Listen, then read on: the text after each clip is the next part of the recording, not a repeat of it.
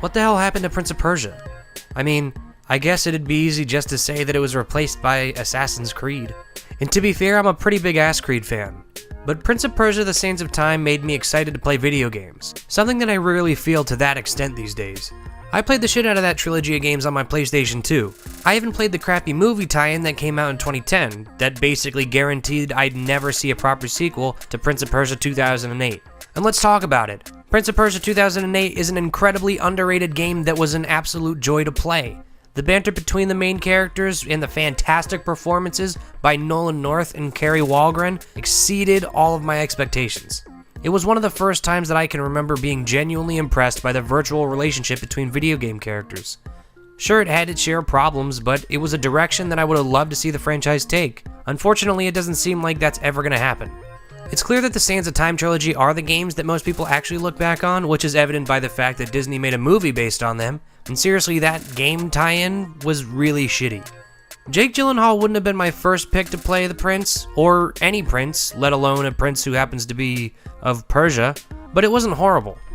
I guess it just surprises me that a game that spawned two pretty good sequels, an admittedly less successful reboot, a blockbuster film, and a video game tie-in to that film could lose steam so quickly.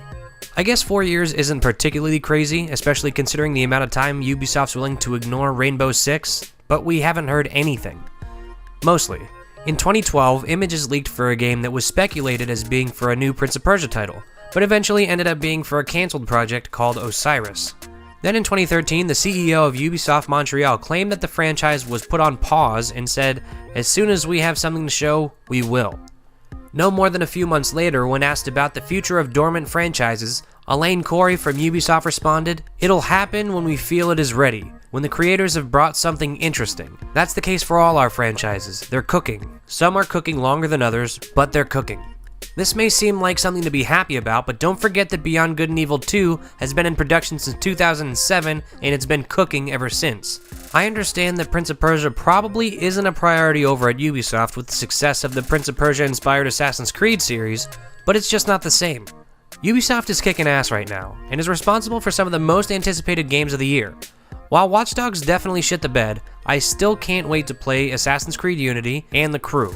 Plus they've got The Division and Rainbow Six Siege coming down the pipe. But even with all the cool stuff happening right now, I can't let go of the modern Prince of Persia games. They're just too good, and I really hope someone is finding a way to bring a new one to my TV. So Ubisoft, if you're watching this, and let's face it, you should be, please give me a new Prince of Persia game. Preferably a sequel to Prince of Persia 2008, but a new reboot would be fine. Maybe someday. I've been Mike Feyrer for Fish Tuxedo. See you next time.